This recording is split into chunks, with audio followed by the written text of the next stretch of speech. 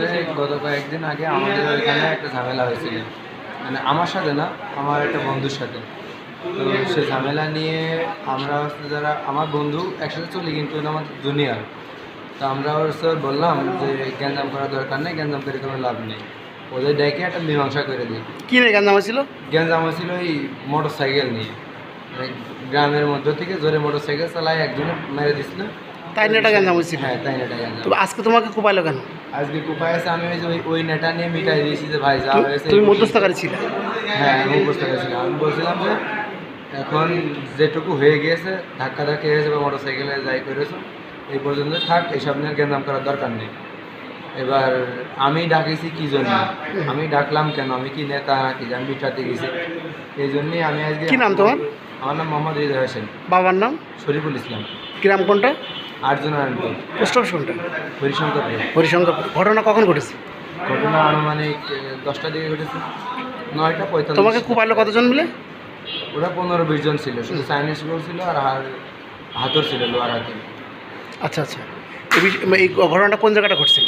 এটা ঘটছে হচ্ছে হাটগোপালপুর প্রাইমারি স্কুল আছে ওইখানে। তুই কি ওখানে গেছিলে না ডেকে নিয়েছিস? আমি ওইখানে স্ট্যান্ডে গেছিলাম, হাটগোপালপুর বাস স্ট্যান্ডে। ওইখান থেকে আমার জোর ব্যবস্থা করে ওইখানে নিয়ে যাওয়া হয় স্কুলের ভিতরে। নিয়ে যাওয়ার পরে আমি বললাম ভাই আমার সাথে তো আপনার কোনো শত্রুতা নেই, তাহলে আমার ডাকলেন কেন? পরে এরকম দিয়ে কথায় ওরা অনেকজন আসলো, আর সে পিছন থেকে কে যেন মাথায় বাড়ি দিয়ে। তোমার সাথে কে আছে? আমার সাথে কেউ ছিল না, আমি একাই গেছিলাম। আমার এখানে আমার ওই যে কাকা আছে আর আমার একটা বন্ধু আছে, ও বাড়ি। কাকা কী ঘটেছিল বলেন তো একটু। আমি কিছুই জানি না, আমার কাছে হঠাৎ করে ফোন এলো, তোমার ভাইসের পাইছে আর পাখিদের বাড়ি এসে মিটি সমস্ত জায়গায় তা খুব সমস্যা করেছে, তুমি আসো। তা আপনার ভাইসতে কী করে? ও পড়াশুনো। কোথায় পড়াশোনা করে? কেসি কলেজে পড়াশোনা করি। কেসি কলেজে পড়াশোনা? Physics department, honours first year. আচ্ছা আচ্ছা, তারপরে ওখানে যাওয়ার পরে তোমাকে বেধড়ক মারধর করে? বেধড়ক মারধর করেছে। আচ্ছা, মারধর করে আরও বলে যার সাথে গ্যাঞ্জাম ছিল আমার যে বন্ধুটা, বলেছে তোর ওই বাপের ফোন দে, ওর ফোন না দিলে তো রক কেটে দেবো, ওই করবো তাই করবো, অনেক হুমকি ধামকি দিয়েছে বাইরেছে এরকম। হৃদয় পড়াশোনা করছো কেসি কলেজে? জি। কোন সাবজেক্টে পড়ো, কোন ইয়ারে? Honours first year, physics department. কোন কলেজ? কেসি কলেজ, সরকারি কেশবচন্দ্র মহাবিদ্যালয়। আচ্ছা হৃদয়, এই ঘটনা যখন ঘটে তখন তুমি কোথায় ছিলে? মানে তোমাকে ডাকছিল কারা, কি? আমি ওই বাস স্ট্যান্ড থেকে বাড়ির উদ্দেশ্যে, আমার কাছে বাইক ছিল, বাইকে আসছিলাম। হঠাৎ 4-5 জন আমার সামনে এরকম দাঁড়ায়, যাই বলে তুই দাঁড়া। আমি দাঁড়ালাম, দাঁড়ানোর পরে ওরা হচ্ছে বাইকে চাবি নিয়ে নিল। এই যারা আঘাত করছে এরা কারা? এরা আমি 2-3 জনের নাম। তোমাদের সমবয়স?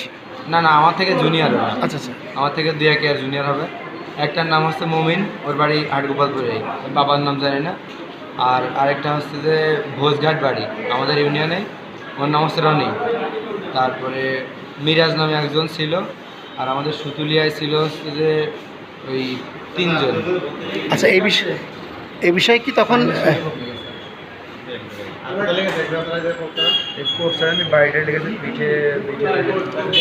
আচ্ছা হৃদয়, তোমরা কি স্থানীয় ক্যাম্পে যোগাযোগ করছিলা? না, আমাদের ওইখানে যাওয়া হয়নি। আমি এরপরে একবারে এখানে। থানায় কোনো অভিযোগ এখন করা সম্ভব করেছো? না না, করা হয়নি এখন। করবে না? জি। ও আচ্ছা, বেধড়ক মারছে, পিঠে আল্লাহ, পিঠের অবস্থা তো বিশ্রী অবস্থা। তার মানে ট্রিটমেন্ট এখন ভর্তি হলা? হ্যাঁ, আমি এখন ভর্তি হব, ভর্তি হয়ে ট্রিটমেন্ট নেওয়ার পরে আইনগত ব্যবস্থা নেবো আর কি। ধন্যবাদ।